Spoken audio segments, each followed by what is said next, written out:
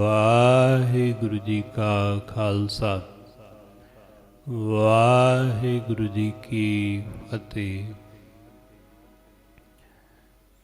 ਪਰਮ ਸਨਮਾਨਯੋਗ ਸਤਿਗੁਰਾਂ ਦੇ ਹਜ਼ੂਰ ਜੁੜ ਮਿਲ ਬੈਠੇ ਰੱਬ ਰੂਪ ਗੁਰਮੁਖ ਸਤਸੰਗੀ ਜਨ, ਸਤਿਗੁਰਾਂ ਦੀ ਰਹਿਮਤ ਬਖਸ਼ਿਸ਼ ਦਾ ਸਦਕਾ ਗੁਰੂ ਦਰ ਤੇ ਜੁੜਨ ਦਾ ਸੁਭਾਗ ਸਮਾਂ ਨਸੀਬ ਹੋਇਆ। ਸਤਿਗੁਰੂ ਜੀ ਦੀ ਇਲਾਹੀ ਅੰਮ੍ਰਿਤਮਈ ਬਾਣੀ ਦਾ ਕੀਰਤਨ ਗੁਰੂ ਕੇ ਪਿਆਰੇ ਕੀਰਤਨੀਆਂ ਪਾਸੋਂ ਆਪ ਜੀ ਨੇ ਸਰਵਣ ਕੀਤਾ।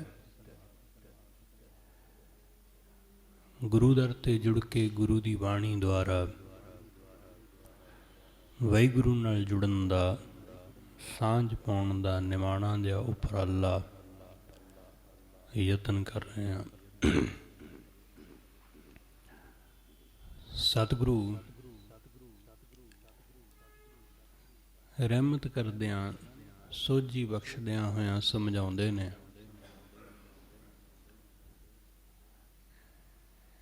ਕਿ ਅਸੀਂ ਸਭ ਉਸ ਵਾਹਿਗੁਰੂ ਦੇ, ਉਸ ਪਰਮੇਸ਼ਰ ਦੇ ਪੈਦਾ ਕੀਤੇ ਹੋਏ ਉਹਦੇ ਬੱਚੇ ਹਾਂ। ਉਹ ਸਾਡਾ ਪਿਤਾ ਤੇ ਅਸੀਂ ਸਭ ਉਸ ਦੇ ਬੱਚੇ। ਉਸ ਵਾਹਿਗੁਰੂ ਦੇ ਨੂਰ ਤੋਂ ਇਹ ਸਾਰਾ ਕੁਛ ਪੈਦਾ ਹੋਇਆ। ਇਹ ਸਾਰਾ ਜਗਤ ਉਹਦੇ ਨੂਰ ਤੋਂ, ਉਹਦੇ ਤੋਂ ਉਪਜਿਆ, ਜਿਹਨੂੰ ਕਬੀਰ ਸਾਹਿਬ ਕਹਿੰਦੇ ਏਕ ਨੂਰ ਤੇ ਸਭ ਜਗ ਉਪਜਿਆ। ਇਹ ਸਾਰਾ ਸੰਸਾਰ ਉਸ ਵਾਹਿਗੁਰੂ ਤੋਂ ਉਪਜਿਆ। ਇਸ ਲਈ ਸਤਿਗੁਰੂ ਕਹਿੰਦੇ ਕੌਣ ਭਲੇ ਕੋ ਮੰਦੇ, ਕੌਣ ਭਲਾ ਤੇ ਕੌਣ ਮੰਦਾ।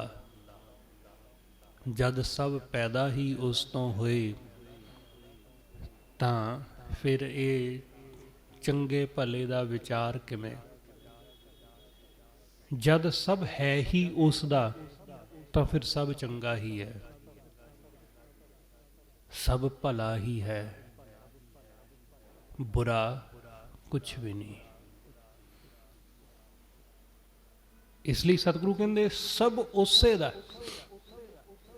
ਇਹ ਸਭ ਰੂਪ, ਇਹ ਸਭ ਰੰਗ, ਇਹ ਸਭ ਵੱਖ-ਵੱਖ ਭਿੰਨਤਾਵਾਂ, ਇਹ ਵੱਖ-ਵੱਖ ਪਸ਼ੂ ਪੰਛੀ, ਪੇੜ ਪੌਦੇ, ਮਨੁੱਖ, ਇਹ ਸਭ ਉਸੇ ਦਾ। ਉਸ ਤੋਂ ਬਿਨਾਂ ਕੁਛ ਵੀ ਤੇ ਨਹੀਂ। ਇਸ ਕਰਕੇ ਸਤਿਗੁਰੂ ਸੋਝੀ ਬਖਸ਼ਦੇ ਨੇ। ਸਤਿਗੁਰੂ ਕਹਿੰਦੇ ਭਾਈ ਉਹ ਵਾਹਿਗੁਰੂ ਹੀ ਹੈ ਸਭ ਕੁਝ ਬਖਸ਼ਣ ਵਾਲਾ, ਸਭ ਕਾਸੇ ਦਾ ਮਾਲਕ, ਤੇ ਅਸੀਂ ਸਭ ਉਸ ਦੇ ਬਾਲਕ। ਏਕ ਪਿਤਾ ਏਕ ਸਕੇ ਹਮ ਬਾਰਿਕ, ਜਿਵੇਂ ਗੁਰੂ ਅਰਜਨ ਦੇਵ ਮਹਾਰਾਜ ਕਹਿੰਦੇ, ਉਹੀ ਸਭ ਹੈ। ਗੁਰੂ ਅਮਰਦਾਸ ਮਹਾਰਾਜ ਅੱਜ ਦੇ ਇਸ ਸ਼ਬਦ ਅੰਦਰ ਸੋਝੀ ਬਖਸ਼ਦੇ ਹੋਏ ਸਮਝਾਉਂਦੇ ਨੇ। ਸਤਿਗੁਰੂ ਕਹਿੰਦੇ ਉਸ ਵਾਹਿਗੁਰੂ ਦੇ ਚਰਨਾਂ ਵਿੱਚ ਅਰਜ਼ ਕਰ, ਹੇ ਸੱਚੇ ਪਾਤਸ਼ਾਹ, ਮੇਰੇ ਠਾਕੁਰ, ਹਮ ਬਾਰਿਕ ਸਰਨ ਤੁਮਾਰੀ। ਹੇ ਵਾਹਿਗੁਰੂ, ਅਸੀਂ ਬਾਲਕ ਤੇਰੀ ਸ਼ਰਨ, ਉਸ ਪਰਮੇਸ਼ਰ ਦੀ ਸ਼ਰਨ ਵਿੱਚ ਹਾਂ, ਉਹਦੇ ਚਰਨਾਂ ਵਿੱਚ। ਤੂੰ ਕਿਰਪਾ ਕਰ, ਤੇਰੇ ਤੋਂ ਬਿਨਾਂ ਕੋਈ ਹੋਰ ਨਹੀਂ। ਇੱਕੋ ਸੱਚਾ ਸੱਚ ਤੋਂ केवल एक मुरारी। हे सच्चे पातशाह, तू सिर्फ इक्को एक सच्चा, सब कासे दा मालक, तेरे तो बिना होर कोई है ही नहीं। तू ही सब कासे दा करता तरता, तू ही सब कासे दा मालक, तेरे तो बिना की है। सतगुरु कहते उस तो बिना संसार की कल्पना नहीं की जा सकती। जिमें शरीर, जिंद तो बिना शरीर की की कल्पना करिए। जे जिंद ना होवे, आत्मा ना होवे, तो फिर शरीर की है? लाश, मुर्दा। जिमें उस तो बिना, उस आत्मा तो बिना शरीर निर्जिंद है, जिंद तो बिना ये लाश है, मुर्दा है, इसे तरह उस निरंकार तो बिना ये संसार, सतगुरु कहते लाश तो बद के होर कुछ नहीं। जिथे कोई वसदा ना होवे, उस जगह नूं उजाड़ जां खंडर विच तब्दील हुंदियां बहुती देर नहीं लगदी। कि किसे वेले किसे किले दे विच कोई रहा करदा सी, पर अज वो खंडर है। खंडर क्यों? क्योंकि उत्थे कोई रहण वाला नहीं है। हुण कोई रह रहा है, कोई वस रहा है, तां वो जगह आबाद है। जमीन नूं वाया जा रहा है, तां वो जमीन है, वो फसल पैदा करेगी। पर जे उस जमीन दे उत्ते वाही बंद कर दिती जावे, तां वो जमीन बाउण जोग रह नहीं जाती, वो उजाड़ हो जाती है। रिश्तेदारियां, साक संबंधां दे नाल जे मेल मिलाप रहे, उन्हां नाल सांझ रहे, तां ते रिश्तेदारियां, साक संबंध टिके रहंदे ने। जे मेल मिलाप बंद हो जाए, तां फिर रिश्तेदारियां भी खत्म हो जांदियां। कहंदे ने ना सियाणे कि घर वसदियां दे, खेत वाहुंदियां दे, साक मिलदियां दे। इसे तरह जानो कि वो वाहिगुरू है, तां ये संसार है। उस तो बिना ये संसार नहीं है। जिमें जिस घर विच कोई वसदा नहीं, तां वो उजाड़, वो खंडर है। जिस फसल, जिस जमीन नूं कोई बाहुंदा नहीं, वो उजाड़ हो जाती, बंजर हो जाती। बिल्कुल इसे तरह जिथे परमेश्वर नहीं, उत्थे कुछ नहीं। इसलिए गुरु अमरदास महाराज कहते, हे सच्चे पातशाह, तू ही है सब कुछ, तेरे तो बिना होर कुछ नहीं। असी बालक तेरी शरण, असी बालक तेरी शरण विच हाँ, तेरे चरनां विच आ डिगे हाँ, तेरे चरनां ते आण पए। किरपा कर,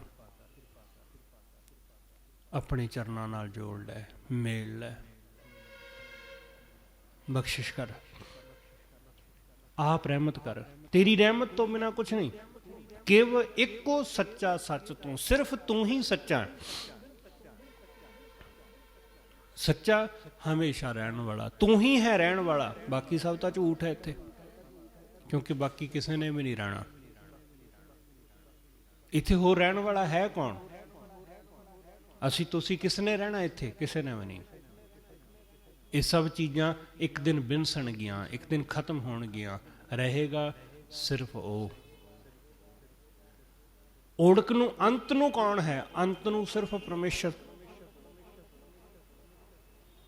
अंत नूं सिर्फ परमेश्वर। आरंभ विच भी वो है, आरंभ दे आरंभ तो भी पहला वो है, ते अंत विच भी उही, ते अंत दे अंत तो बाद भी उही है। उस दीव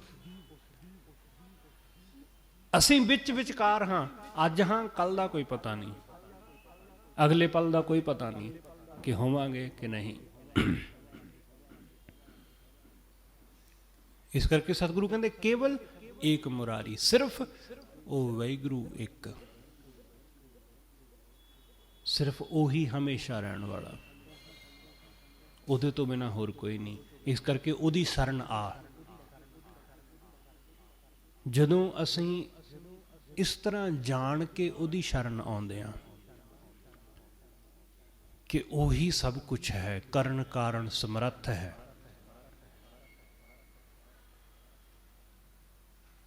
ਇੱਕ ਬੜਾ ਨਿਮਰ ਭਾਵ ਹੈ,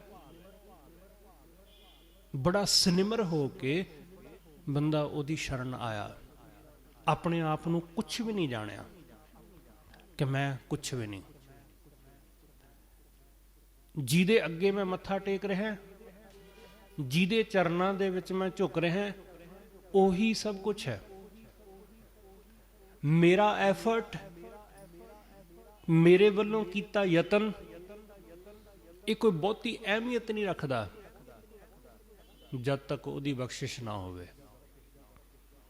ਜਦੋਂ ਇਸ ਭਾਵ ਨਾਲ ਅਸੀਂ ਉਹਦੀ ਸ਼ਰਨ ਆਉਂਦੇ ਹਾਂ, ਫਿਰ ਗੱਲ ਬਣਦੀ ਆ। ਪਰ ਬੰਦਾ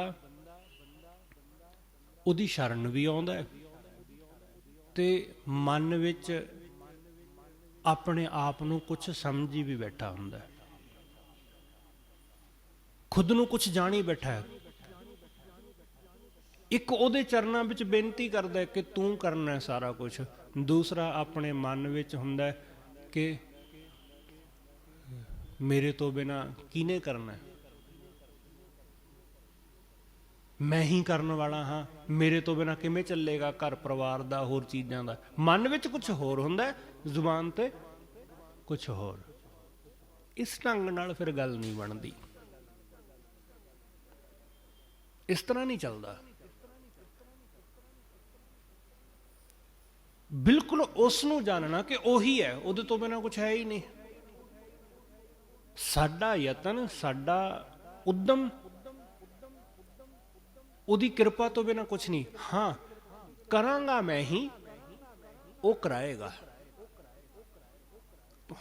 ਕੁਛ ਵੀ ਕਾਰਜ ਹੈ ਉਹ ਸਾਡੇ ਰਾਹੀਂ ਹੀ ਹੁੰਦੇ ਨੇ।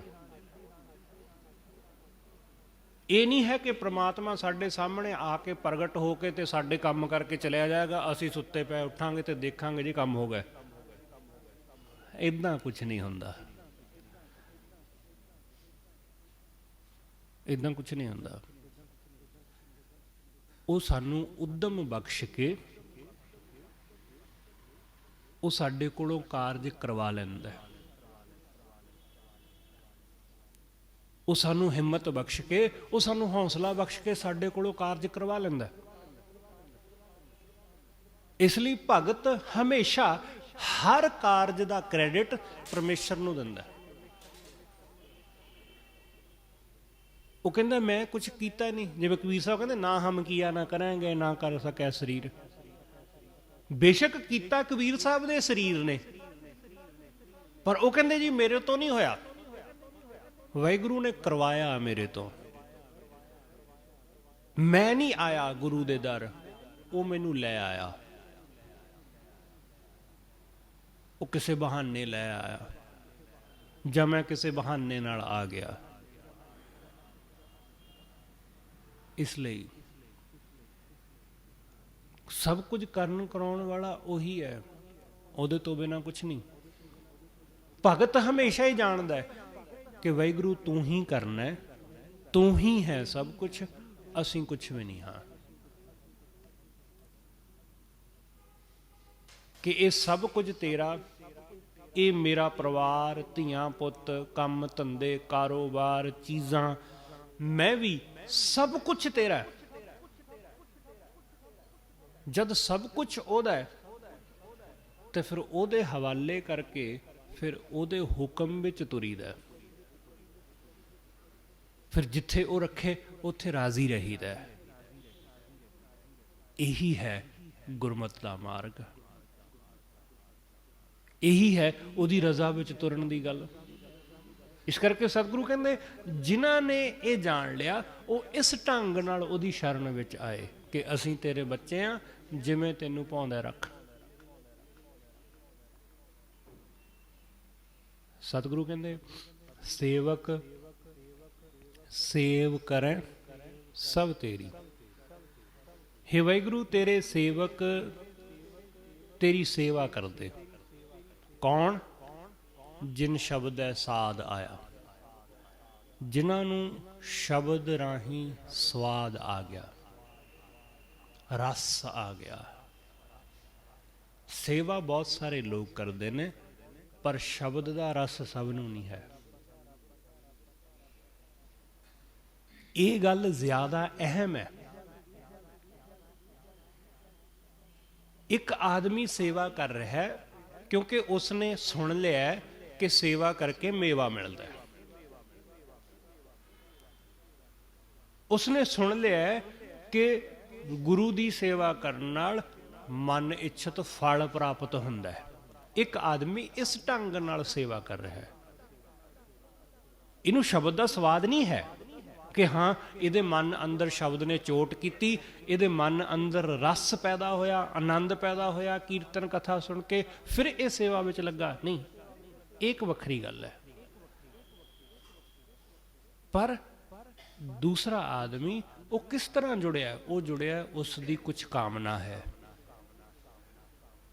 ਉਹਨੂੰ ਕੋਈ ਫਲ ਚਾਹੀਦਾ ਹੈ, ਉਹਨੂੰ ਕਿਸੇ ਚੀਜ਼ ਦੀ ਜ਼ਰੂਰਤ ਹੈ, ਕੋਈ ਕੁਛ ਵੀ ਵਸਤੂ ਜਾਂ ਕੁਛ ਵੀ ਕਿਸੇ ਤਰ੍ਹਾਂ ਦੀ ਤੰਦਰੁਸਤੀ ਜਾਂ ਕੁਛ ਵੀ ਚਾਹੀਦਾ ਹੈ, ਉਹ ਉਸ ਖਾਤਰ ਸੇਵਾ ਕਰ ਰਿਹਾ ਹੈ। ਤੇ ਉਹਦੀ ਇਹ ਸੇਵਾ ਉਸ ਨੂੰ ਫਲ ਤਾਂ ਦੇ ਸਕਦੀ ਹੈ, ਪਰ ਉਸ ਨੂੰ ਉਹ ਰਸ, ਉਹ ਆਨੰਦ ਮਿਲੇਗਾ, ਇਹਦਾ ਕੋਈ ਦਾਅਵਾ ਨਹੀਂ ਹੈ। ਇਹਦਾ ਕੋਈ ਦਾਅਵਾ ਨਹੀਂ। ਇਸ ਲਈ ਇਹ ਦੇਖਿਆ ਗਿਆ ਕਿ ਜਦੋਂ ਤੱਕ ਕਿਸੇ ਆਦਮੀ ਨੂੰ ਉਹਦੀ ਮਨ ਭਾਉਣ ਦੀ ਦਾਤ ਨਹੀਂ ਮਿਲਦੀ, ਉਹ ਉਦੋਂ ਤੱਕ ਸੇਵਾ ਕਰਦਾ ਰਹਿੰਦਾ ਹੈ। ਪਰ ਜਿਸ ਦਿਨ ਦਾਤ ਮਿਲ ਜਾਂਦੀ ਜਾਂ ਜਿਸ ਦਿਨ ਵੀਜ਼ਾ ਲੱਗ ਜਾਂਦਾ, ਉਸ ਦਿਨ ਤੋਂ ਬਾਅਦ ਉਹ ਸੇਵਾ ਕਰਨਾ ਛੱਡ ਜਾਂਦਾ ਹੈ। ਕਿਉਂਕਿ ਜਦੋਂ ਤੱਕ ਪ੍ਰਾਪਤ ਨਹੀਂ ਸੀ ਹੋਇਆ, ਉਦੋਂ ਤੱਕ ਲੱਗਾ ਸੀ, ਕੰਟੀਨਿਊ ਕਰ ਰਿਹਾ ਸੀ, ਬੜੀ ਨਿਮਰਤਾ ਨਾਲ, ਬੜੇ ਪ੍ਰੇਮ ਭਾਵ ਨਾਲ। ਪਰ ਜਿਵੇਂ ਹੀ ਮਨ ਭਾਉਣ ਦੀ ਦਾਤ ਮਿਲੀ, ਕਿਉਂਕਿ ਉਹ ਦਾਤ ਵਾਸਤੇ ਹੀ ਕਰ ਰਿਹਾ ਸੀ, ਉਸ ਫਲ ਵਾਸਤੇ ਹੀ ਕਰ ਰਿਹਾ ਸੀ। ਇਸ ਤੋਂ ਉਲਟ ਇੱਕ ਗੁਰਮੁਖ ਜਿਹੜਾ ਗੁਰੂ ਦੇ ਸ਼ਬਦ ਵਿੱਚ ਜੁੜਿਆ, ਜਿਹਨੇ ਗੁਰੂ ਦੇ ਸ਼ਬਦ ਦਾ ਰਸ ਜਾਣਿਆ,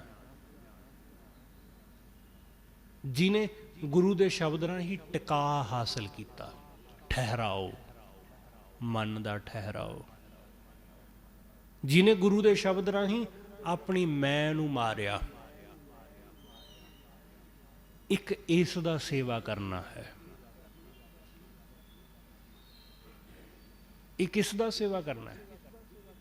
ਇਹਦਾ ਸੇਵਾ ਕਰਨਾ ਉਹ ਜ਼ਿਆਦਾ ਅਹਿਮੀਅਤ ਰੱਖਦਾ ਹੈ, ਕਿਉਂਕਿ ਇਹਦੀ ਸੇਵਾ ਕਿਸੇ ਮੰਗ ਨਾਲ ਸੰਬੰਧਿਤ ਨਹੀਂ ਹੈ। ਇਹ ਕੁਛ ਵੀ ਨਹੀਂ ਚਾਹ ਰਿਹਾ, ਸੇਵਾ ਕਰ ਰਿਹਾ ਹੈ ਪਰ ਚਾਹਤ ਕੁਛ ਨਹੀਂ ਹੈ। ਉਹਨੂੰ ਸੇਵਾ ਕਰਕੇ ਆਨੰਦ ਮਿਲ ਰਿਹਾ ਹੈ, ਖੁਸ਼ੀ ਮਿਲ ਰਹੀ ਹੈ, ਸਕੂਨ ਮਿਲ ਰਿਹਾ ਹੈ ਹਿਰਦੇ ਦਾ, ਉਹ ਇਸ ਲਈ ਕਰ ਰਿਹਾ ਹੈ ਬਸ, ਕਿਉਂਕਿ ਉਹਦਾ ਪ੍ਰੇਮ ਹੈ। ਤੇ ਜਿੱਥੇ ਪ੍ਰੇਮ ਹੁੰਦਾ ਹੈ ਉੱਥੇ ਕੋਈ ਚਾਹਤ ਹੁੰਦੀ ਹੋਈ ਨਹੀਂ, ਤੇ ਜਿੱਥੇ ਪ੍ਰੇਮ ਨਹੀਂ ਹੈ, ਜਿੱਥੇ ਸਿਰਫ ਚਾਹਤ ਹੈ, ਉੱਥੇ ਪ੍ਰੇਮ ਨਹੀਂ ਹੋ ਸਕੇਗਾ, ਕਿਉਂਕਿ ਉੱਥੇ ਜ਼ਰੂਰਤ ਹੈ। ਜ਼ਰੂਰਤ ਇੱਕ ਅਲੱਗ ਚੀਜ਼ ਹੁੰਦੀ ਹੈ ਕਿ ਜੀ ਮੈਨੂੰ ਫਲਾਣੀ ਚੀਜ਼ ਦੀ ਜ਼ਰੂਰਤ ਹੈ, ਚੀਜ਼ ਦੀ ਜ਼ਰੂਰਤ ਹੈ, ਇਸ ਲਈ ਬੰਦਾ ਜਿਸ ਰਾਹੀਂ ਉਹ ਜ਼ਰੂਰਤ ਪੈਦਾ ਹੋਏਗੀ ਉਹਦੇ ਨਾਲ ਸਾਂਝ ਪਾ ਲਏਗਾ, ਉਹਦੇ ਨਾਲ ਮਿੱਤਰਤਾ ਪਾ ਲਏਗਾ। ਜਿਵੇਂ ਹੀ ਜ਼ਰੂਰਤ ਪੂਰੀ ਹੋਈ, ਮਿੱਤਰਤਾ ਗਈ, ਸੰਬੰਧ ਗਿਆ। ਇਸ ਕਰਕੇ ਜ਼ਰੂਰਤ ਅਲੱਗ ਗੱਲ ਹੈ, ਗੁਰਮੁਖ ਦੇ ਅੰਦਰ ਪ੍ਰੇਮ ਹੈ, ਪ੍ਰੇਮ ਵਾਹਿਗੁਰੂ ਦੇ ਲਈ, ਤੇ ਉਹ ਪ੍ਰੇਮ ਦੇ ਵਸ ਜਿਹੜੀ ਸੇਵਾ ਹੈ ਉਹ ਖਾਸ ਹੈ, ਉਹ ਖਾਸ ਹੈ। ਤੇ ਉਸੇ ਦੀ ਇੱਥੇ ਗੱਲ ਹੈ। ਗੁਰੂ ਅਮਰਦਾਸ ਮਹਾਰਾਜ, ਉਹਨਾਂ ਦਾ ਇਹ ਸ਼ਬਦ ਹੈ ਨਾ, ਤੇ ਉਹਨਾਂ ਨੇ ਗੁਰੂ ਅੰਗਦ ਸਾਹਿਬ ਦੀ ਸੇਵਾ ਕੀਤੀ। ਕਿਸ ਖਾਤਰ ਕੀਤੀ ਉਹਨਾਂ ਨੇ? ਕਿ ਉਹਨਾਂ ਨੂੰ ਕੋਈ ਧੀਆਂ ਪੁੱਤ ਚਾਹੀਦੇ ਸੀ? ਉਹ ਤਾਂ ਉਹਨਾਂ ਕੋਲ ਸੀ। ਉਹਨਾਂ ਨੂੰ ਕੋਈ ਦੌਲਤ, ਕੋਈ ਕਾਰੋਬਾਰ ਵਿੱਚ ਵਾਧਾ ਚਾਹੀਦਾ ਸੀ? ਉਹ ਵੀ ਉਹਨਾਂ ਦੇ ਕੋਲ ਸੀ। ਕਾਰੋਬਾਰ ਸੀ, ਜ਼ਮੀਨ ਸੀ, ਬਿਜ਼ਨਸ ਸੀ, ਉਹਨਾਂ ਦਾ ਵਪਾਰ ਸੀ, ਦੁਕਾਨਦਾਰੀ ਵੀ ਸੀ, ਸਭ ਕੁਝ ਸੀ ਉਹਨਾਂ ਦੇ ਕੋਲ। ਪਿੰਡ ਦੇ ਵਿੱਚ ਉਹਨਾਂ ਦਾ ਚੰਗਾ ਨਾਮ ਸੀ, ਅਸਰ ਰਸੂਖ ਸੀ। ਪਰ ਫਿਰ ਕਿਸ ਲਈ? ਗੁਰੂ ਦੀ ਪ੍ਰੇਮ ਖਾਤਰ, ਗੁਰੂ ਦੇ ਪ੍ਰੇਮ ਖਾਤਰ।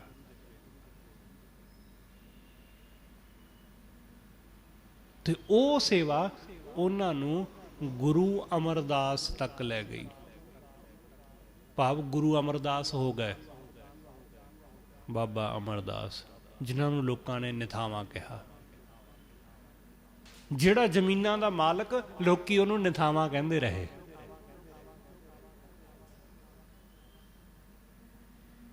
ਕਿਉਂਕਿ ਲੋਕ ਉਹੀ ਦੇਖਦੇ ਨੇ ਜੋ ਉਹਨਾਂ ਨੂੰ ਦਿਖਾਈ ਦਿੰਦਾ ਹੈ ਜਾਂ ਉਹਨਾਂ ਦੇ ਸਾਹਮਣੇ ਹੁੰਦਾ। ਸਤਿਗੁਰੂ ਕਹਿੰਦੇ ਜਿਨ੍ਹਾਂ ਨੂੰ ਸ਼ਬਦ ਦਾ ਸਵਾਦ ਆਇਆ ਉਹ ਸੇਵਾ ਵਿੱਚ ਲੱਗੇ। ਸੇਵਕ ਸੇਵ ਕਰੈ ਸਭ ਤੇਰੀ, ਜਿਨ ਸ਼ਬਦੈ ਸਾਧ ਆਇਆ। ਸਵਾਦ ਆ ਗਿਆ, ਰਸ ਆ ਗਿਆ ਸੇਵਾ ਕਰਕੇ, ਗੁਰੂ ਦੇ ਸ਼ਬਦ ਰਾਹੀਂ। ਕਿਉਂਕਿ ਸ਼ਬਦ ਅੰਦਰ ਹੈ, ਸ਼ਬਦ ਅੰਦਰ ਚੱਲੇਗਾ, ਸੁਰਤ ਵਿੱਚ ਚੱਲੇਗਾ ਸ਼ਬਦ, ਤੇ ਉਹ ਸੁਰਤ ਵਿੱਚ ਵਸਿਆ ਸ਼ਬਦ ਉਹ ਹਿਰਦੇ ਵਿੱਚ ਆਨੰਦ ਲਿਆਵੇਗਾ। ਗੁਰ ਕਿਰਪਾ ਤੇ ਨਿਰਮਲ ਹੋਆ। ਉਹ ਮਨੁੱਖ ਗੁਰੂ ਦੀ ਕਿਰਪਾ ਦੁਆਰਾ ਨਿਰਮਲ ਹੋ ਗਿਆ। ਕੌਣ? ਜਿਨ ਵਿੱਚੋਂ ਆਪ ਗਵਾਇਆ, ਜਿਹਨੇ ਆਪਣੇ ਅੰਦਰੋਂ ਮੈਂ ਨੂੰ ਗਵਾ ਲਿਆ, ਕਿ ਜਿਹਦੀ ਮੈਂ ਗਵਾਚ ਗਈ। ਸੇਵਾ ਕਰਦਿਆਂ ਕਰਦਿਆਂ ਮਨ ਵਿੱਚ ਜੋ ਇਹ ਭਾਵ ਸੀ ਨਾ ਕਿ ਮੈਂ ਕੁਛ ਹਾਂ, ਇਹ ਚੀਜ਼ ਮਿਟ ਗਈ ਅੰਦਰੋਂ। ਇਹਦਾ ਮਿਟਣਾ ਜ਼ਰੂਰੀ ਹੈ। ਜੇ 10-20 ਸਾਲ ਤੋਂ ਲਗਾਤਾਰ ਗੁਰੂਦੁਆਰੇ ਆ ਕੇ ਸੇਵਾ ਕਰਨ ਦੇ ਬਾਵਜੂਦ ਵੀ ਇਹ ਮੈਂ ਦਾ ਭਾਵ ਨਹੀਂ ਨਾ ਮਿਟਿਆ, ਤਾਂ ਫਿਰ ਕੁਛ ਹਾਸਲ ਨਹੀਂ ਹੋਇਆ, ਕੁਛ ਨਹੀਂ ਪ੍ਰਾਪਤ ਹੋਇਆ। ਮੈਂ ਖੁਦ ਨੂੰ ਮੈਂ ਕਹਿਣਾ ਇਹ ਗਲਤ ਨਹੀਂ ਹੁੰਦਾ, ਪਰ ਮੈਂ ਕਿ ਮੈਂ ਹੀ ਹਾਂ, ਉਹ ਹੰਕਾਰ ਵਾਲਾ ਭਾਵ, ਅਹੰਕਾਰ ਵਾਲਾ ਭਾਵ ਮਿਟਣਾ ਚਾਹੀਦਾ। ਮੈਂ ਕਹਿਣਾ ਕੁਝ ਗਲਤ ਨਹੀਂ ਹੈ। ਕਈ ਵਾਰੀ ਲੋਕ ਸਮਝਦੇ ਨੇ ਕਿ ਜੀ ਮੈਂ ਕਹਿਣ ਨਾਲ ਸ਼ਾਇਦ ਮੈਂ ਦਾ ਹੰਕਾਰ ਦਾ ਪ੍ਰਗਟਾਵਾ ਹੁੰਦਾ। ਮੈਂ ਕਹਿਣ ਨਾਲ ਹੰਕਾਰ ਦਾ ਪ੍ਰਗਟਾਵਾ ਨਹੀਂ ਹੁੰਦਾ। ਇਸ ਲਈ ਲੋਕ ਆਪਣੇ ਮੈਂ ਦੀ ਥਾਂ ਉਹ ਸ਼ਬਦ ਵਰਤ ਲੈਂਦੇ ਨੇ ਜੀ, ਦਾਸ, ਸੇਵਕ, ਅਸੀਂ। ਕੀ ਇਸ ਤਰ੍ਹਾਂ ਹਉਮੈ ਨਹੀਂ ਆਉਂਦੀ ਇਹਨਾਂ ਸ਼ਬਦਾਂ ਨੂੰ ਵਰਤਣ ਦੇ ਨਾਲ? ਕੀ ਹੰਕਾਰ ਨਹੀਂ ਹੁੰਦਾ? ਸ਼ਬਦ ਦੀ ਗੱਲ ਨਹੀਂ ਹੈ, ਗੱਲ ਮਨ ਦੇ ਭਾਵ ਦੀ ਹੈ, ਗੱਲ ਮਨ ਦੇ ਭਾਵ ਦੀ ਹੈ ਕਿ ਅਸੀਂ ਕੀ ਕਹਿੰਦੇ ਹਾਂ, ਕਿਸ ਭਾਵ ਨਾਲ ਕਹਿੰਦੇ ਹਾਂ। ਅਸੀਂ ਕਿੰਨੇ ਕੁ ਡਾਊਨ ਟੂ ਅਰਥ ਹਾਂ, ਕਿੰਨੇ ਕੁ ਨਿਮਰ ਹਾਂ। ਗੁਰਬਾਣੀ ਵਿੱਚ ਬਹੁਤ ਥਾਈਂ ਗੁਰੂ ਸਾਹਿਬ ਨੇ ਮੈਂ ਸ਼ਬਦ ਵਰਤਿਆ, ਪਰ ਇਸ ਦਾ ਮਤਲਬ ਇਹ ਥੋੜੀ ਨਾ ਕਿ ਉਹ ਹੰਕਾਰ ਨਾਲ ਵਰਤਿਆ ਗਿਆ। ਇਸ ਲਈ ਇਸ ਨੂੰ ਜਾਣੋ ਕਿ ਅੰਦਰੋਂ ਮੈਂ ਭਾਵ ਮਿਟਣਾ ਜ਼ਰੂਰੀ ਹੈ। ਕਿ ਜਦੋਂ ਅਸੀਂ ਗੁਰੂ ਦੇ ਕੋਲ ਬੈਠੀਏ, ਗੁਰੂ ਦੀ ਬਾਣੀ ਪੜ੍ਹੀਏ ਜਾਂ ਸੁਣੀਏ ਜਾਂ ਸੇਵਾ ਕਰੀਏ, ਤਾਂ ਉਸ ਵਕਤ ਮਨ ਵਿੱਚ ਇਹ ਬਿਲਕੁਲ ਵੀ ਖਿਆਲ ਨਾ ਹੋਵੇ ਕਿ ਮੇਰਾ ਕੋਈ ਰੁਤਬਾ ਹੈ, ਮੇਰੀ ਕੋਈ ਪੋਜੀਸ਼ਨ ਹੈ, ਮੈਂ ਦੁਨੀਆ ਦੇ ਵਿੱਚ ਕੋਈ ਅਸਰ ਰਸੂਖ ਰੱਖਣ ਵਾਲਾ ਆਦਮੀ ਹਾਂ, ਮੇਰੀ ਕਿਧਰੇ ਚੌਧਰ ਹੈ। ਇਹ ਭਾਵ ਨਹੀਂ ਹੋਣਾ ਚਾਹੀਦਾ। ਗੁਰੂ ਦੇ ਦਰ ਆ ਗਏ ਤਾਂ ਅਸੀਂ ਕੁਛ ਵੀ ਨਹੀਂ, ਕੁਛ ਵੀ ਨਹੀਂ। ਬਾਹਰ ਜੋ ਮਰਜ਼ੀ ਹੋਈਏ, ਦੁਨੀਆ ਭਾਵੇਂ ਤੁਹਾਡੇ ਚਰਨਾਂ ਦੇ ਵਿੱਚ, ਤੁਹਾਡੇ ਪੈਰਾਂ ਵਿੱਚ ਸਿਰ ਰੱਖਦੀ ਹੋਵੇ, ਪਰ ਗੁਰੂ ਦੇ ਦਰ ਆ ਕੇ ਕੁਛ ਵੀ ਨਹੀਂ। ਜਦੋਂ ਇਸ ਤਰ੍ਹਾਂ ਸਾਡੇ ਅੰਦਰੋਂ ਹਉਮੈ ਮਿਟਦੀ ਹੈ, ਸਤਿਗੁਰੂ ਕਹਿੰਦੇ ਫੇਰ ਬੰਦਾ ਨਿਰਮਲ ਹੁੰਦਾ ਹੈ। ਗੁਰ ਕਿਰਪਾ ਤੇ ਨਿਰਮਲ ਹੋਆ, ਜਿਨ ਵਿੱਚੋਂ ਆਪ ਗਵਾਇਆ। ਜਿਹਨੇ ਮੈਂ ਨੂੰ ਗਵਾ ਲਿਆ, ਜਿਹਨੇ ਖੁਦ ਨੂੰ ਗਵਾ ਲਿਆ। ਖੁਦ ਨੂੰ ਗਵਾਉਣਾ ਇਹ ਨਹੀਂ ਕਿ ਮੇਰੀ ਯਾਦਦਾਸ਼ਤ ਗਵਾਚ ਗਈ। ਹੁਣ ਕਿਸੇ ਬੰਦੇ ਦੀ ਯਾਦਦਾਸ਼ਤ ਗਈ, ਉਹਨੂੰ ਪਤਾ ਹੀ ਨਹੀਂ ਕਿ ਉਹ ਕੌਣ ਹੈ। ਉਹਨੂੰ ਸਭ ਪਤਾ ਹੈ, ਉਹਨੂੰ ਗੱਡੀ ਚਲਾਉਣੀ ਆਉਂਦੀ ਹੈ, ਉਹਨੂੰ ਕੰਮ ਧੰਦੇ ਪਤਾ ਨੇ, ਉਹਨੂੰ ਬਾਕੀ ਸਭ ਚੀਜ਼ਾਂ ਦਾ ਪਤਾ ਹੈ, ਬੋਲੀ ਦਾ ਪਤਾ ਹੈ, ਗੱਲਬਾਤ ਕਰਨ ਦਾ ਪਤਾ ਹੈ, ਪਰ ਇਹ ਨਹੀਂ ਪਤਾ ਕਿ ਉਹ ਕੌਣ ਹੈ। ਉਹਨੂੰ ਇਹ ਨਹੀਂ ਪਤਾ ਕਿ ਇਹ ਲੋਕ ਮੇਰੇ ਆਲੇ ਦੁਆਲੇ ਕੌਣ ਨੇ, ਮੇਰੀ ਭੈਣ ਕੌਣ, ਮੇਰਾ ਭਰਾ ਕੌਣ। ਯਾਦਦਾਸ਼ਤ ਨਹੀਂ, ਬਾਕੀ ਸਭ ਪਤਾ ਹੈ। ਤੁਹਾਨੂੰ ਸ਼ਾਇਦ ਕਦੇ ਕੋਈ ਮਿਲਿਆ ਹੋਵੇ ਐਸਾ ਆਦਮੀ ਜਿਹਦੀ ਯਾਦਦਾਸ਼ਤ ਭੁੱਲ ਗਈ ਹੋਵੇ,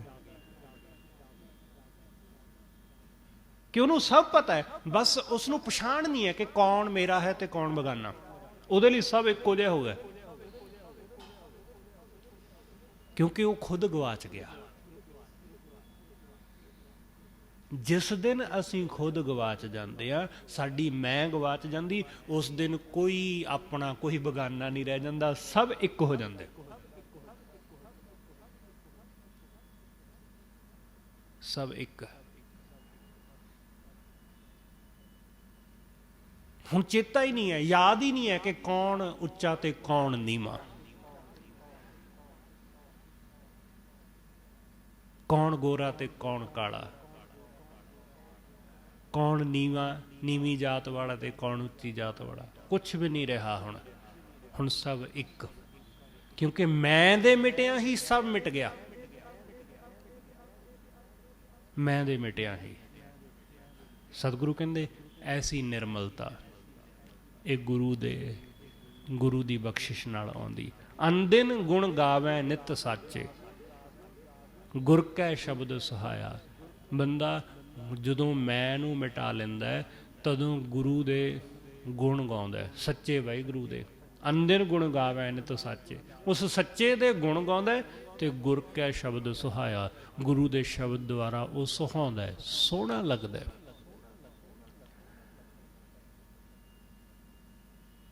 ਹੰਕਾਰ ਰਹਿਤ ਆਦਮੀ, ਹਉਮੈ ਰਹਿਤ ਆਦਮੀ, ਉਹ ਬਹੁਤ ਖੂਬਸੂਰਤ ਹੁੰਦਾ। ਉਹਦੇ ਵਰਗਾ ਸਮਾਰਟ, ਉਹਦੇ ਵਰਗਾ ਗੁੱਡ ਲੁਕਿੰਗ ਕੋਈ ਹੋਰ ਨਹੀਂ ਹੋ ਸਕਦਾ। ਕਿਉਂਕਿ ਜਰਾ ਵੀ ਗਰੂਰ ਨਹੀਂ ਹੈ, ਜਰਾ ਜਿਹਾ ਵੀ, ਕਣ ਮਾਤਰ ਵੀ ਗਰੂਰ ਨਹੀਂ ਕਿਸੇ ਗੱਲ ਦਾ। ਲੱਖਾਂ ਦਾ ਮਾਲਕ, ਪਰ ਇੱਕ ਕੌਡੀ ਦੀ ਹਉਮੈ ਨਹੀਂ ਹੈ। ਹਜ਼ਾਰਾਂ ਏਕੜ ਜ਼ਮੀਨ ਦਾ ਮਾਲਕ, ਪਰ ਇੰਚ ਭਰ ਟੁਕੜੇ ਦਾ ਗਰੂਰ ਨਹੀਂ। ਇਹ ਆਦਮੀ ਖੂਬਸੂਰਤ ਕਿਉਂ ਨਹੀਂ ਹੋਵੇਗਾ? ਇਹੀ ਖੂਬਸੂਰਤ ਹੋਏਗਾ, ਬਾਕੀ ਸਭ ਬੇਸੂਰਤ, ਬੇਸ਼ਕਲ ਕਹਿ ਲੋ ਕਿ ਬਾਕੀ ਸਭ ਬਦਸੂਰਤ, ਹੰਕਾਰ ਨਾਲ ਭਰੇ ਹੋਏ। ਹੰਕਾਰ ਹੀ ਬੰਦੇ ਨੂੰ ਬਦਸੂਰਤ ਕਰਦਾ ਜੇ। ਈਰਸ਼ਾ, ਨਫ਼ਰਤ ਬੰਦੇ ਨੂੰ ਬਦਸੂਰਤ ਕਰਦੀ ਜੇ। ਈਰਸ਼ਾ। ਜਿਹੜਾ ਆਦਮੀ ਹਰ ਵੇਲੇ ਖਿਝਿਆ ਰਹਿੰਦਾ, ਉਹਦਾ ਚਿਹਰਾ ਭਾਵੇਂ ਦੁੱਧ ਵਰਗਾ ਚਿੱਟਾ ਹੋਵੇ ਪਰ ਫਿਰ ਵੀ ਉਹ ਬੰਦਾ ਸੋਹਣਾ ਨਹੀਂ ਲੱਗਦਾ, ਕਿਉਂਕਿ ਤਿਊੜੀਆਂ ਹੀ ਪਈਆਂ ਰਹਿੰਦੀਆਂ ਮੱਥੇ ਤੇ, ਖਿਝਿਆ ਹੀ ਰਹਿੰਦਾ। ਉਹਨੂੰ ਤੁਸੀਂ ਕਿਵੇਂ ਸੁੰਦਰ ਕਹੋਗੇ? ਉਹ ਸੁੰਦਰ ਨਹੀਂ ਹੈ। ਸਤਿਗੁਰੂ ਕਹਿੰਦੇ ਗੁਰ ਕੈ ਸ਼ਬਦ ਸੁਹਾਇਆ, ਬੰਦਾ ਗੁਰੂ ਦੇ ਸ਼ਬਦ ਦੁਆਰਾ ਸੁਹਾਇਆ, ਸੋਹਣਾ ਲੱਗਿਆ। ਮੇਰੇ ਠਾਕੁਰ ਹਮ ਬਾਰਿਕ ਸਰਣ ਤੁਮਾਰੀ, ਹੇ ਵਾਹਿਗੁਰੂ ਅਸੀਂ ਤੇਰੇ ਬੱਚੇ ਤੇਰੀ ਸ਼ਰਨ ਵਿੱਚ, ਇੱਕੋ ਸੱਚਾ ਸੱਚ ਤੂੰ, ਕੇਵਲ ਆਪ ਮੁਰਾਰੀ। ਸਿਰਫ ਤੂੰ ਹੀ ਸੱਚ ਹੈ, ਕੇਵਲ ਸਿਰਫ ਤੇ ਸਿਰਫ ਤੂੰ, ਬਸ ਹੋਰ ਕੋਈ ਨਹੀਂ। ਰਹਾ ਜਾਗਤ ਰਹੇ ਤਿਨੀ ਪ੍ਰਭ ਪਾਇਆ। ਸਤਿਗੁਰੂ ਕਹਿੰਦੇ ਉਹ ਬੰਦੇ ਜਾਗਦੇ ਨੇ, ਕੌਣ?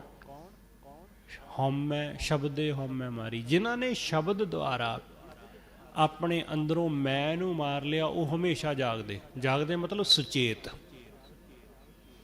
ਹਮੇਸ਼ਾ ਹੀ ਸੁਚੇਤ। ਜਾਗਣ ਦਾ ਮਤਲਬ ਸੁਚੇਤ ਹੋਣਾ ਹੈ। ਜਾਗਣ ਦਾ ਮਤਲਬ ਸਿਰਫ ਜਾਗਣਾ ਨਹੀਂ ਹੁੰਦਾ। ਬਹੁਤ ਸਾਰੇ ਲੋਕ ਨੀਂਦ ਵਿੱਚੋਂ ਜਾਗ ਜਾਂਦੇ ਨੇ ਪਰ ਸੁਚੇਤ ਨਹੀਂ ਹੁੰਦੇ। ਅਵੇਅਰ, ਕਿਸੇ ਚੀਜ਼ ਦੇ ਪ੍ਰਤੀ ਜਾਗਰੂਕ। ਇਸ ਸੰਸਾਰ ਦੇ ਵਿੱਚ ਦੁਨੀਆ ਅੱਖਾਂ ਖੋਲ ਕੇ ਬੈਠੀ ਹੈ, ਤੱਕਦੀ ਹੈ ਸੰਸਾਰ ਨੂੰ, ਦੇਖਦੀ ਹੈ, ਵਿਚਰਦੀ ਹੈ, ਪਰ ਫਿਰ ਵੀ ਉਹ ਸੱਚ ਤੋਂ ਜਾਣੂ ਨਹੀਂ, ਸੱਚ ਤੋਂ ਉਹਦੀ ਕੋਈ ਵਾਕਫੀਅਤ ਨਹੀਂ, ਜਾਗਰੂਕ ਨਹੀਂ। ਕਿਉਂਕਿ ਜਦ ਤੱਕ ਜਾਗਰੂਕ ਨਹੀਂ ਤਦ ਤੱਕ ਕੁਛ ਵੀ ਨਹੀਂ। ਤਦ ਤੱਕ ਕੀ ਹੈ? ਕੁਛ ਵੀ ਨਹੀਂ। ਤੁਹਾਨੂੰ ਆਪਣੇ ਹੱਕਾਂ ਬਾਰੇ ਪਤਾ ਹੀ ਨਾ ਹੋਵੇ, ਤੁਸੀਂ ਸੁਚੇਤ ਹੋ ਕੇ ਦੁਨੀਆ ਦੇ ਵਿੱਚ ਫਿਰਦੇ ਹੋ, ਘੁੰਮਦੇ ਫਿਰਦੇ ਹੋ, ਪਰ ਆਪਣੇ ਹੱਕ ਬਾਰੇ ਪਤਾ ਹੀ ਨਹੀਂ ਕਿ ਮੇਰਾ ਰਾਈਟ ਕੀ ਹੈ। ਆਪਣੇ ਰਾਈਟਸ ਦੀ ਜਾਣਕਾਰੀ ਨਹੀਂ ਹੈ ਤਾਂ ਫਿਰ ਕੀ ਕਰਾਂਗੇ? ਕੁਛ ਵੀ ਨਹੀਂ, ਕੁਛ ਵੀ ਨਹੀਂ ਹਾਸਲ ਕਰ ਸਕਾਂਗੇ। ਇਸ ਲਈ ਜਾਗਰੂਕ ਹੋਣਾ ਇਹ ਜ਼ਰੂਰੀ ਹੈ। ਉਸ ਚੀਜ਼ ਦੇ ਬਾਰੇ ਵਿੱਚ ਪਤਾ ਹੋਣਾ ਉਹ ਜ਼ਿਆਦਾ ਅਹਿਮੀਅਤ ਰੱਖਦਾ ਹੈ। ਸਤਿਗੁਰੂ ਕਹਿੰਦੇ ਜਿਹੜੇ ਜਾਗਦੇ ਨੇ ਉਹ ਪਾ ਲੈਂਦੇ ਨੇ, ਜਿਹੜੇ ਸੁਚੇਤ ਰਹਿੰਦੇ ਨੇ ਉਹ ਪ੍ਰਾਪਤ ਕਰ ਲੈਂਦੇ ਨੇ। ਜਿਨ੍ਹਾਂ ਨੂੰ ਸੁਚੇਤਤਾ ਨਹੀਂ ਹੁੰਦੀ, ਜਿਨ੍ਹਾਂ ਦੇ ਅੰਦਰ ਹੋਸ਼ ਨਹੀਂ ਹੁੰਦਾ, ਉਹ ਕੁਛ ਪ੍ਰਾਪਤ ਨਹੀਂ ਕਰ ਪਾਉਂਦੇ। ਜਾਗਤ ਰਹੇ ਤਿਨੀ ਪ੍ਰਭ ਪਾਇਆ, ਸ਼ਬਦੇ ਹਉਮੈ ਮਾਰੀ। ਸ਼ਬਦ ਦੁਆਰਾ ਉਹਨਾਂ ਨੇ ਹਉਮੈ ਮਾਰ ਲਈ।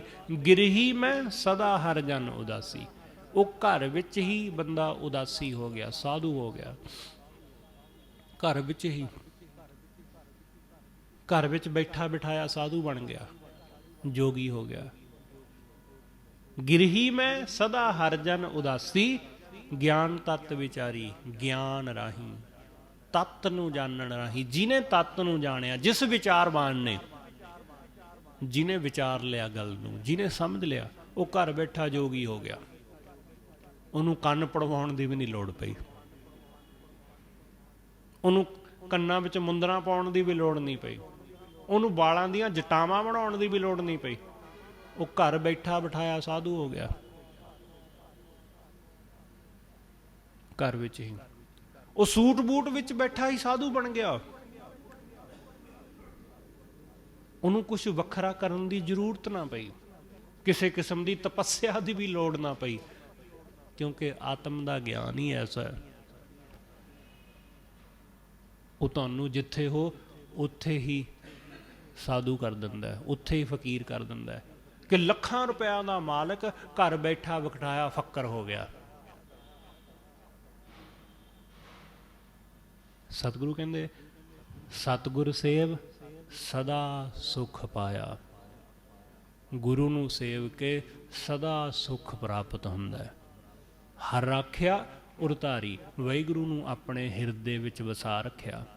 ਇਹ ਮਨੁਆ 10 ਦਿਸ਼ ਧਾਮ ਦਾ, ਇਹ ਮਨ 10 ਦਿਸ਼ਾਵਾਂ ਵਿੱਚ ਭੱਜਦਾ, ਬੜੀ ਦੂਰ ਤੱਕ ਘੁੰਮ ਕੇ ਆ ਜਾਂਦਾ ਇਹ ਮਨ ਕੁਛ ਹੀ ਸੈਕਿੰਡ ਵਿੱਚ, ਇੱਕ ਆਧ ਸੈਕਿੰਡ ਵਿੱਚ ਬੜੀ ਦੂਰ ਤੱਕ ਘੁੰਮ ਆਉਂਦਾ ਹੈ।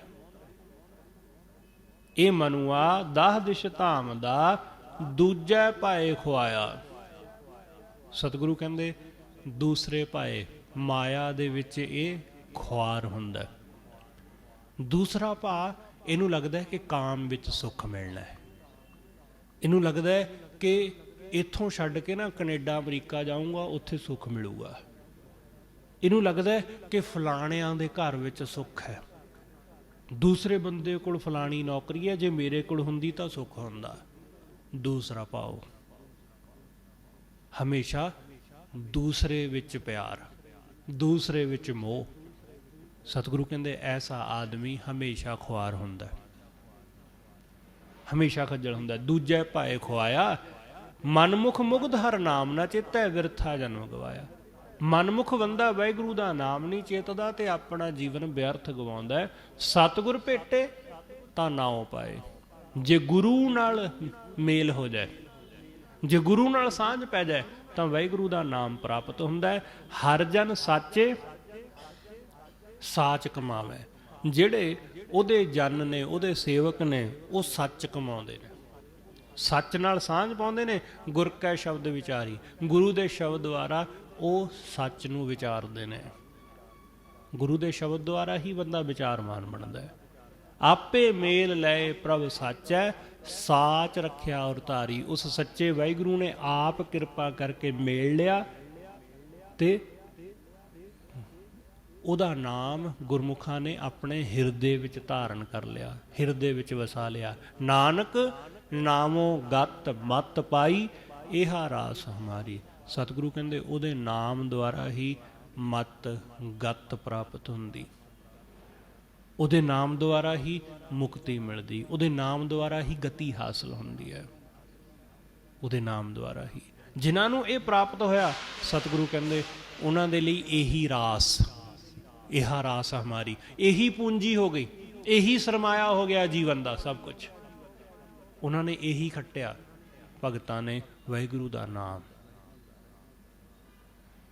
ਕਬੀਰ ਸਾਹਿਬ ਕਹਿੰਦੇ ਨਾ ਕਿ ਕਿਨਹੂ ਬੰਜਿਆ ਕਾਂਸੀ ਤਾਂਬਾ, ਕਿਨਹੂ ਲੌਂਗ ਸੁਪਾਰੀ, ਸੰਤੋ ਬੰਦਿਆ ਨਾਮ ਗੋਬਿੰਦ ਕਾ, ਇਹਾ ਰਾਸ ਹਮਾਰੀ। ਕਿ ਇਹੀ ਰਾਸ ਹੈ ਸਾਡੀ, ਇਹੀ ਸਾਡੀ ਸਰਮਾਇਆ ਪੂੰਜੀ ਹੈ, ਇਸ ਤੋਂ ਬਿਨਾਂ ਹੋਰ ਕੁਛ ਨਹੀਂ। ਭਗਤਾਂ ਨੇ ਇਹੀ ਖੱਟਿਆ ਇਸ ਜਗਤ ਵਿੱਚ। ਭਗਤ ਨਾਮਦੇਵ, ਉਹਨਾਂ ਦਾ ਅੱਜ ਜਨਮ ਦਿਹਾੜਾ। ਉਹਨਾਂ ਨੇ ਆਪਣੇ ਜੀਵਨ ਵਿੱਚ ਵਾਹਿਗੁਰੂ ਦੇ ਨਾਮ ਤੋਂ ਬਿਨਾਂ, ਉਹਦੀ ਬੰਦਗੀ ਤੋਂ ਬਿਨਾਂ ਕੀ ਖੱਟਿਆ? ਕੁਛ ਵੀ ਨਹੀਂ, ਸਿਰਫ ਉਹੀ। ਕਿਉਂਕਿ ਇਹੀ ਸਭ ਤੋਂ ਵੱਡੀ ਦਾਤ ਹੈ, ਇਹੀ ਸਭ ਤੋਂ ਵੱਡੀ ਗੱਲ ਹੈ।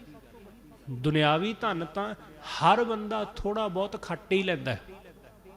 ਕਿਸੇ ਨੇ ਜ਼ਿਆਦਾ ਇਕੱਠਾ ਕਰ ਲਿਆ, ਕਿਸੇ ਨੇ ਥੋੜਾ, ਕਿਸੇ ਨੇ ਇੱਕ ਅੱਧੇ ਕਮਰੇ ਦਾ ਘਰ ਬਣਾ ਲਿਆ, ਕਿਸੇ ਨੇ ਕਈ ਕਮਰਿਆਂ ਦਾ,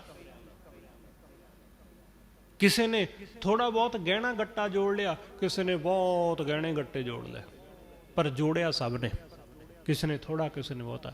ਪਰ ਭਗਤਾਂ ਨੇ ਕੀ ਜੋੜਿਆ? ਭਗਤਾਂ ਨੇ ਜੋੜਿਆ ਵਾਹਿਗੁਰੂ ਦਾ ਨਾਮ, ਉਹਦੀ ਬੰਦਗੀ। ਤੇ ਭਗਤ ਨਾਮਦੇਵ ਜੀ, ਉਹਨਾਂ ਦੇ ਬਚਨਾਂ ਵਿੱਚੋਂ, ਉਹਨਾਂ ਦੀ ਬਾਣੀ ਵਿੱਚੋਂ ਸਾਨੂੰ ਬਹੁਤ ਕੁਛ ਜਾਣਨ ਨੂੰ ਮਿਲਦਾ ਹੈ ਕਿ ਜੋ ਕੁਝ ਉਹਨਾਂ ਖੱਟਿਆ, ਕਿ ਬੇਸ਼ੱਕ ਉਹਨਾਂ ਨੂੰ ਮੰਦਰਾਂ ਵਿੱਚੋਂ ਵੀ ਧੱਕੇ ਮਾਰ ਕੇ ਕੱਢ ਦਿੱਤਾ ਗਿਆ, ਮੰਦਰਾਂ ਵਾਲਿਆਂ ਨੇ ਉਹਨੂੰ ਧੱਕੇ ਮਾਰ ਕੇ ਕੱਢ ਦਿੱਤਾ, ਪਰ ਉਹ ਮੰਦਰ ਵਾਲਾ ਭਗਵਾਨ ਉਹ ਭਗਤ ਨਾਮਦੇਵ ਵੱਲ ਮੂੰਹ ਕਰਕੇ ਬੈਠ ਗਿਆ ਤੇ ਬਾਹਮਣਾਂ ਵੱਲ ਨੂੰ ਪਿੱਠ ਕਰ ਲਈ। ਧੱਕੇ ਮਾਰਨ ਵਾਲਿਆਂ ਵੱਲੋਂ ਪਰਮੇਸ਼ਰ ਨੇ ਮੂੰਹ ਫੇਰ ਲਿਆ ਤੇ ਭਗਤ ਨਾਮਦੇਵ ਦੇ ਘਰ ਪਹੁੰਚ ਗਿਆ। ਇਸ ਲਈ ਭਗਵਾਨ ਪਰਮੇਸ਼ਰ ਉਹ ਹਮੇਸ਼ਾ ਆਪਣੇ ਭਗਤਾਂ ਦਾ ਪਿਆਰਾ ਹੈ, ਹਮੇਸ਼ਾ ਹੀ। ਹੰਕਾਰੀਆਂ ਨਿੰਦਕਾਂ ਨੂੰ ਹਮੇਸ਼ਾ ਹੀ ਉਹ ਪਿੱਠ ਦਿੰਦਾ। ਅਹੰਕਾਰੀਆਂ ਨਿੰਦਕਾਂ ਪਿੱਠ ਦੇ ਨਾਮ ਦਿਓ ਮੁਖ ਲਾਇਆ। ਤੇ ਜਿਨ੍ਹਾਂ ਦੇ ਅੰਦਰ ਨਿਮਰਤਾ, ਭਗਤੀ ਹੈ, ਪ੍ਰੇਮ ਭਾਵ ਹੈ, ਵਾਹਿਗੁਰੂ ਉਹਨਾਂ ਨੂੰ ਮੁੱਖ ਲਾ ਲੈਂਦਾ। ਭਗਤ ਨਾਮਦੇਵ ਜੀ ਦੇ ਜਨਮ ਦਿਹਾੜੇ ਦੀਆਂ ਆਪ ਸਮੂਹ ਸੰਗਤਾਂ ਨੂੰ ਲੱਖ ਲੱਖ ਵਧਾਈਆਂ। ਹੋਈਆਂ ਭੁੱਲਾਂ ਲਈ ਖਿਮਾ। ਸਤਿਗੁਰੂ ਜੀ ਅਤੇ ਆਪ ਸਰਬੱਤ ਸੰਗਤ ਬਖਸ਼ਣਯੋਗ, ਭੁੱਲਾਂ ਨਾ ਚਿਤਾਰਦੇ ਹੋਏ ਆਖੋ ਜੀ ਵਾਹਿਗੁਰੂ ਜੀ ਕਾ ਖਾਲਸਾ ਵਾਹਿਗੁਰੂ ਜੀ ਕੀ ਫਤਿਹ।